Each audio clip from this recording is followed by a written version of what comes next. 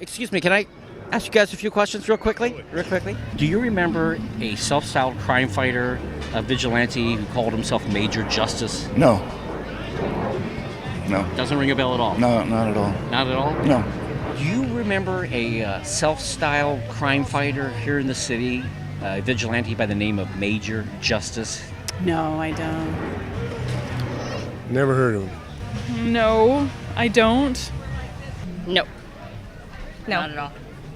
Do you remember a self-styled crime fighter, a vigilante here in the city called Major Justice? Wait a second. I do remember. What an asshole.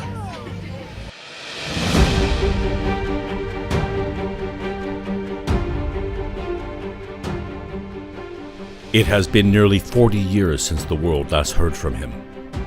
A mostly forgotten figure now, but there was a time when the name Major Justice struck fear in the hearts of criminals, resentment among the police, and unease among the general population. The man that was Major Justice has revealed himself, and his story can finally be told.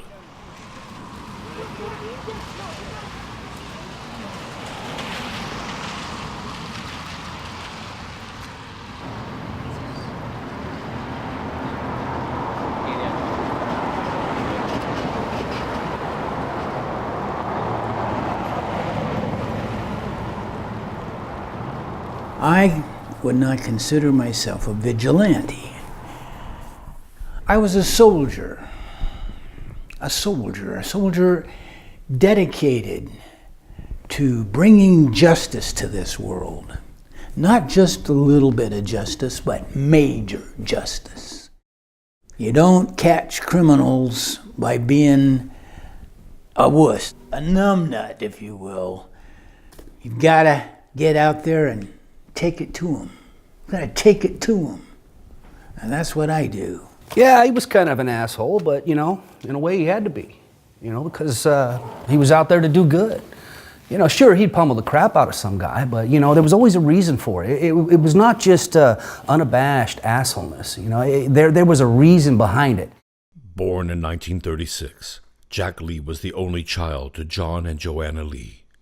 His mother was a home economics teacher at the State Girls Reformatory, as well as a doting parent and ardent homemaker.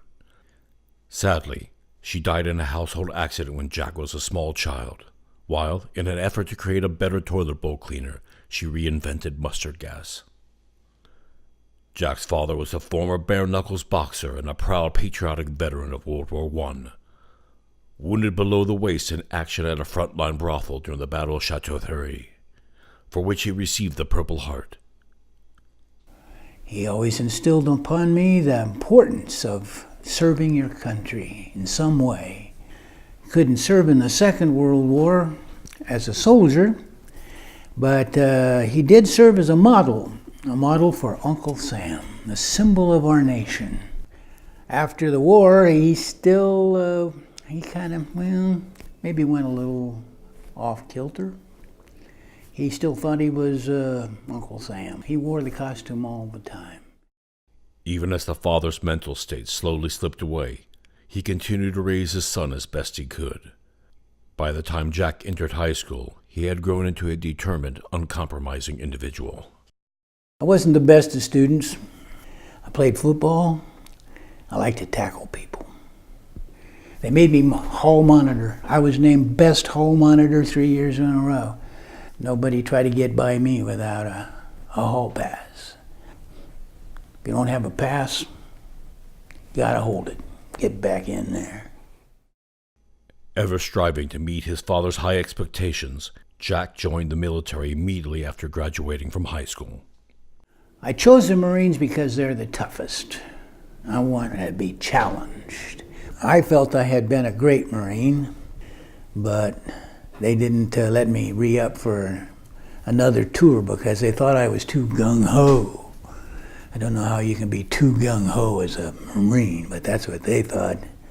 Might have something to do with that day I made a drill sergeant cry, but hell, they're wusses, that's what they are. My father was, he was kind of disappointed that I hadn't succeeded. And shortly after that, he passed away. Now an orphan, Jack found himself strangely adrift in his own life, having no real sense of purpose or direction until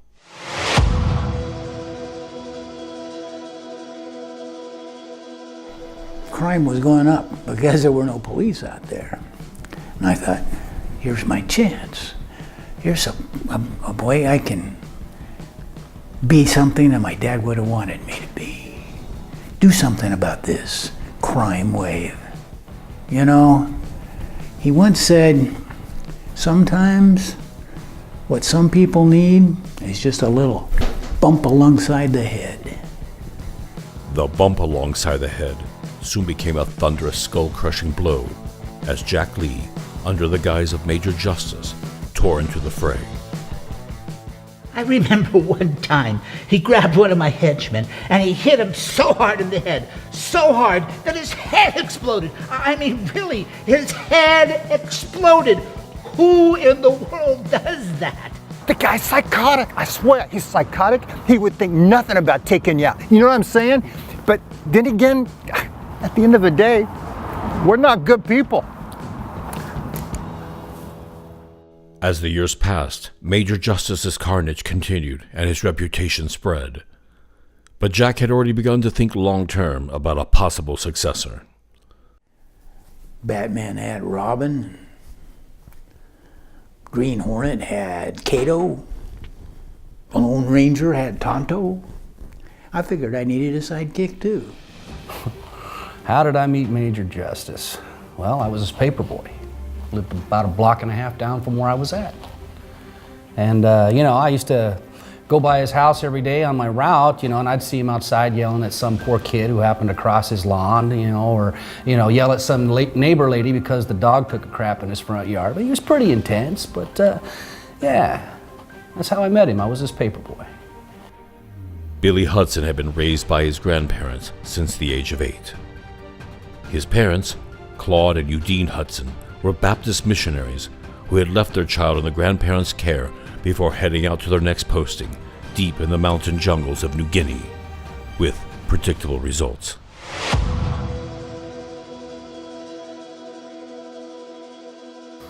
Regardless, I still had a good childhood, you know, had a great time growing up, nice neighborhood. You know, I was, did really well in school. I was a straight A student, spent most of my time you know, doing my homework and doing things like I'm supposed to. You know, I'm not a big feller. I was on the football team. Yeah, I was a star kicker. Found out I was pretty good at it. And one game I remember, he punted from like the 18-yard line. My God, 82-yard punt. That's amazing. That's almost superhuman. So I thought that'd be the perfect name for a superhero. Sidekick. Punt. Why not? So one day I go over to his house and I'm collecting for the paper, and you know, he seemed kind of weird, and he said, "Hey, I got to talk to you." And you know, so he pulled me aside, and I'm thinking, "Oh, okay," you know, and he tells me he's Major Justice. He goes, "You're kidding." You know, you see him on TV, you see the pictures in the paper, and then he shows me his outfit. And I brought it out and I showed it to him. Well, he believed it then. I said, "How would you like to be my sidekick?" And I'm like, sidekick? I mean, first of all, I mean, what even am I supposed to do? I mean, I'm like 17 years old. You know, I'm still in high school. You know, I got a lot of stuff going for me, and all of a sudden he tells me he wants me to be his sidekick? All right. So then I become Punt.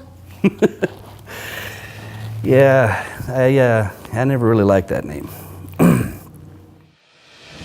For the next 5 years, Billy, as Punt, would train and fight alongside Major Justice.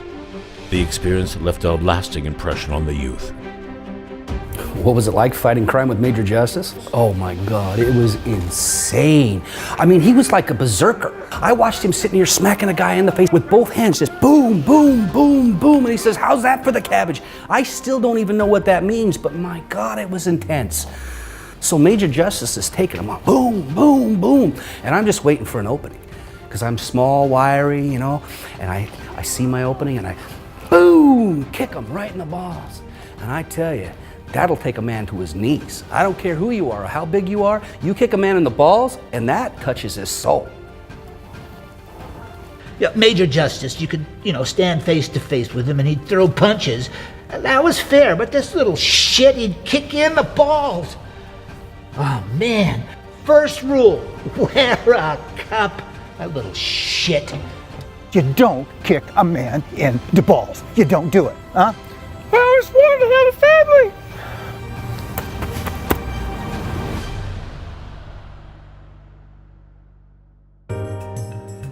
Of all the criminals Major Justice and Punt would go against, only one could claim the title Arch-Nemesis. Calling himself Mr. Shadows, Stan Kirby was a highly skilled criminal, a modern-day Robin Hood, using stolen prototype goggle technology that gave him an array of visual abilities, from night vision and thermal imaging to X-ray. He was able to commit many high-profile thefts. He was smart. He was clever. And it made it a challenge always to try to get him. And so I really loved the chase when Mr. Shadows was around. The only real deterrent to my endeavors was Major Justice. Yeah, the thing is that he mostly stole from very rich people. And a lot of those rich people are crooks anyway. So I kind of begrudgingly admired him for being able to get away with it. But still, it's a crime. And I had to go after him. Oh, he hindered so many of my endeavors. But I got to enjoy that. Running from him became a game, and he never caught me. He never caught me. Not once. No matter how many times Jack went for him, he would always get away. He would always find a way to get out. I mean, we took them all down. I mean, Mayhem Mime, Robo Joe, General Destruction, we took them all out. But we never did catch Mr. Shadows. And I think that's the one thing that pissed Jack off the most, is that he was never able to figure out what it was and how to get inside that man's head. As much as I enjoyed aggravating Major Justice, I knew the day would come when he might catch me. I was getting slow. Hey, age does that, doesn't it? I just didn't have the reflexes. I didn't have the strength. And the last thing I wanted to happen was to have Major Justice catch me and hit me in the head and having my head explode. Yeah, he's a chicken shit, what he is. He turned himself in. If he hadn't turned himself in, I would have got him.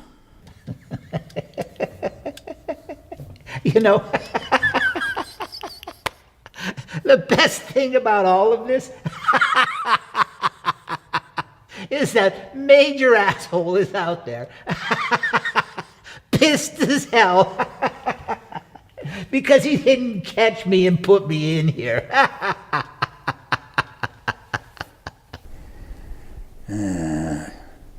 Someday I'll get him.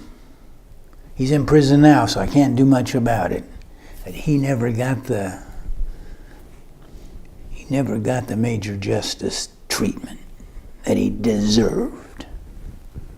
I don't like talking about him. Despite the sting of never apprehending Mr. Shadows, the crime-fighting duo was at the peak of their game, until a powerful outside force would tear their partnership asunder.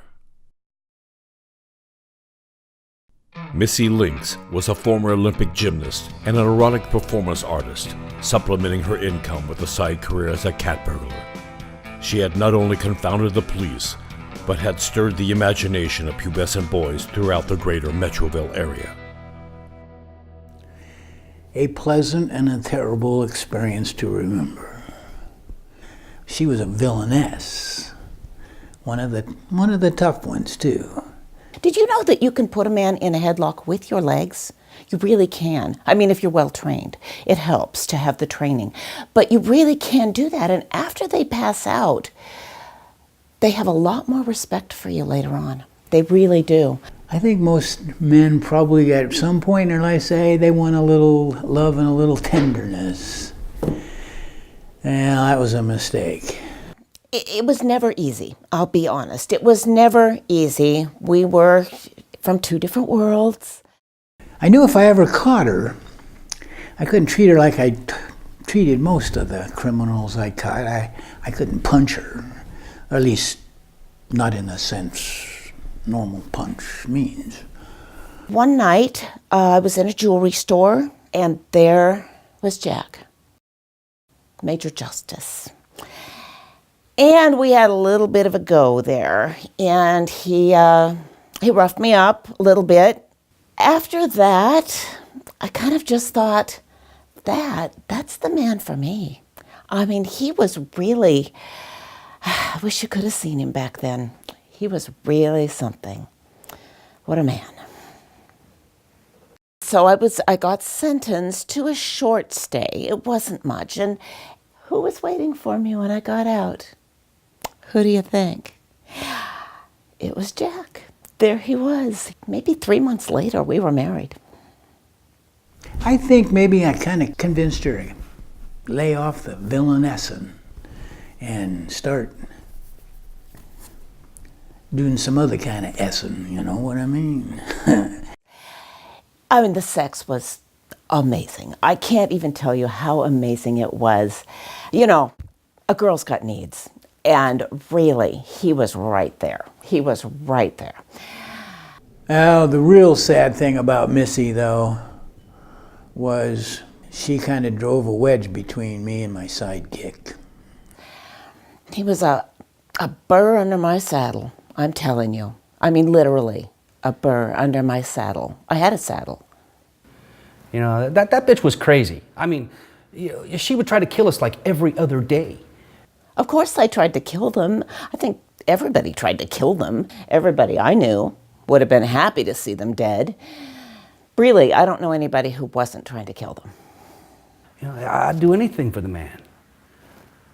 But when Missy got in there, yeah, that's when things took a turn. It was pleasant for a while, but it turned out to be pretty bad. Jack seemed to have these expectations of me. He just seemed to think that I was going to want to stay home and keep house and maybe have babies.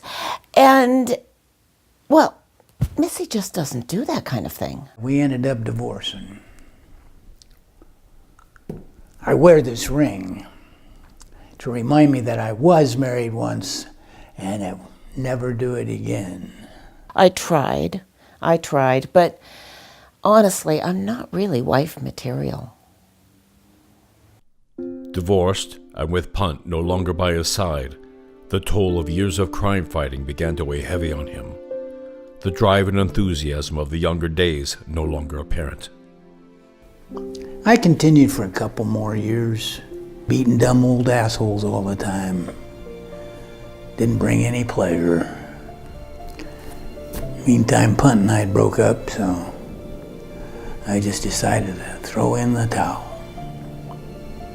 End my career.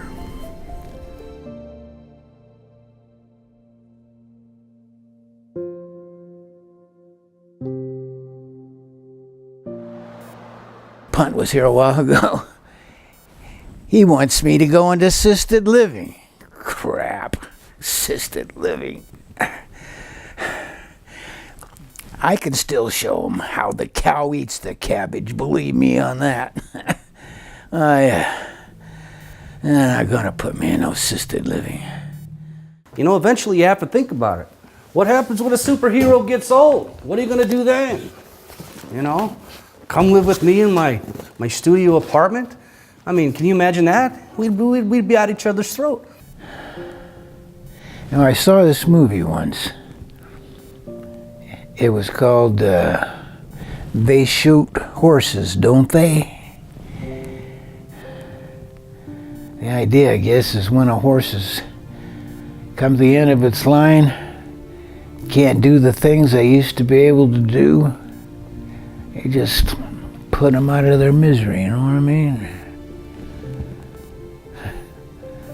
There's no out like that for humans. You just go into assisted living.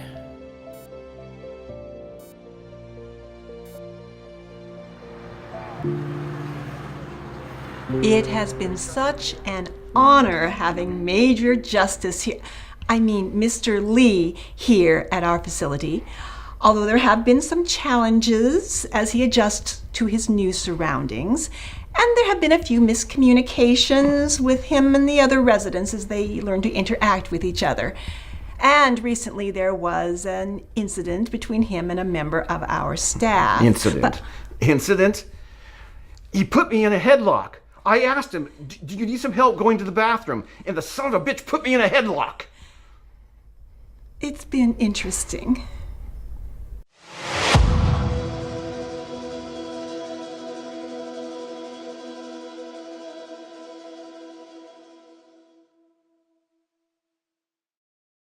Oh, when Jack found out Mr. Shadows got released from prison, are you kidding me?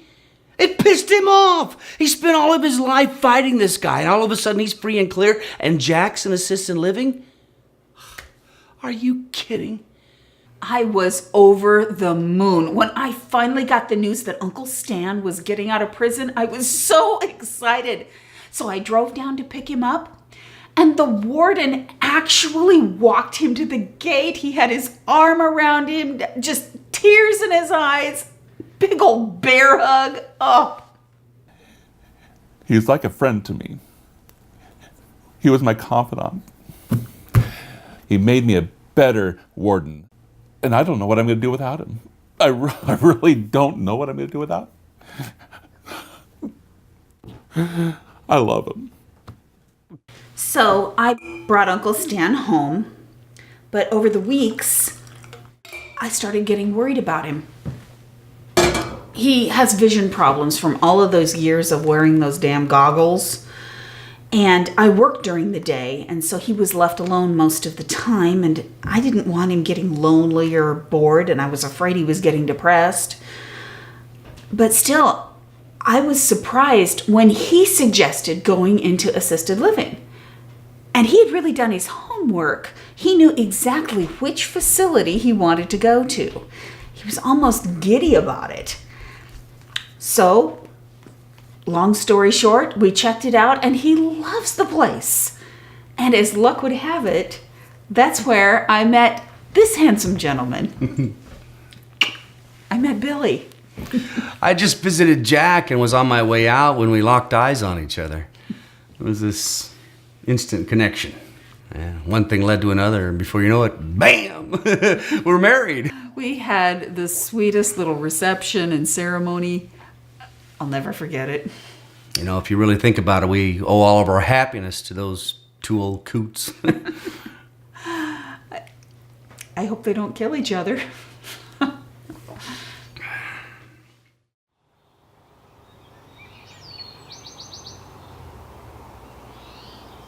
Yeah, nice place. Very peaceful.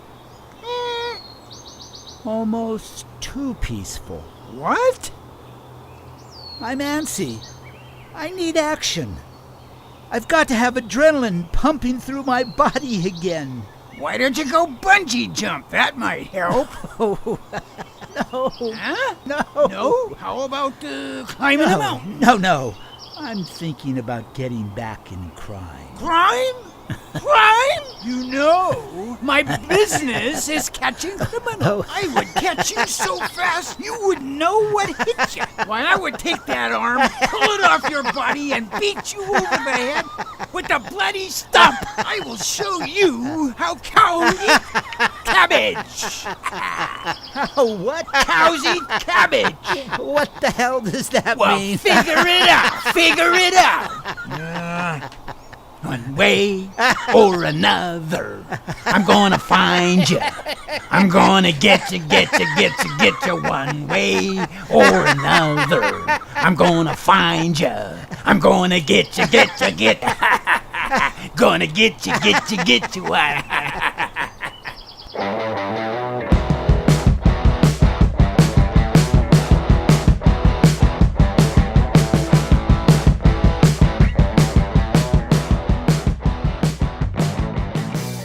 Major Justice, what drives you to do this? Patriotism, good citizenship, a sense of what is right. How do you respond to those that say you're just as bad as the criminals you fight? Who says that? The police department. If the police were doing their job, we wouldn't have to be out here fighting crime 24/7. Any advice for children who may be watching? Advice for children, yeah. Stay in school, kids. Listen to your parents. Listen to your teachers. Be kind to your friends. Don't grow up to be criminals. Because if you do, so help me, I will destroy you, and you don't want to be on the other end of my fists. I will be watching you. Oh. Justice, we gotta go. Okay, well...